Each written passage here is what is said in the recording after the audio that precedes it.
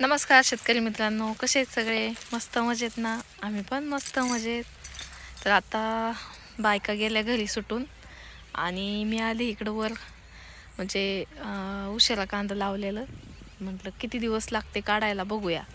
तर बघा, पूर्ण पातवण सगळं पडलंय. तर काढायला आलेलेच आहे, पण तिकडं पण अजून बरंचसं काढणी चालू आहे. म्हणजे अजून काढणी. मग ते झाल्यानंतर इकडं सुरुवात करायची. आणि हे आमचं गोटकांद, हे बघा. तर ही पुढच्या वर्षाची तयारी, पुढच्या वर्षी कांद्याची तयारी, कांद्याचं बी.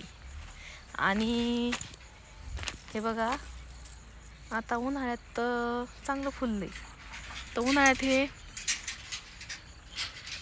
गोंड सगळे असे खुडून काढायचे आणि उन्हात वाळवून ते बडवून बी तयार करायचं. आणि पावसाळ्यात बी टाकायचं की घरचं रोप तयार झालं. कारण की ह्या वर्षी आम्ही बी पण विकत घेतलं होतं आणि रोप पण विकत घेतलं होतं.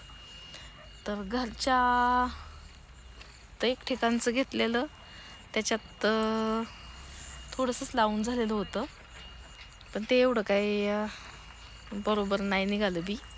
त्याच्यामुळं ते काही ठेवणार नाही आम्ही. तर हे आमचं घरचंच म्हणजे एकदम खात्रीचं आहे. तर हे बघा, हे असं झालंय, आंतरी पडलंय ह्याला. म्हणजे ह्याच्यात बीज नाही आहेत, त्याला असं आंतरी पडलं म्हणतात. तर हे असं आंतरी पडलं तर मग जास्त बी होणार नाही आहेत. आणि इकडं लसूण, तर हे पाण्यावर चाललंय बघा. पण कांदा काढणीमुळं काय टाईम मिळाना, सगळे तिकडंच गुंतलोय. आणि ही मी आत्ता मका लावली ती आमच्या छोट्याशा सोनीसाठी. सोनी म्हणजे आमची गाय. थोडीशी लावून काढले तर पिकअप आलेलं आहे कांद्याच्या गोण्याने ह्याला. चला, बाय.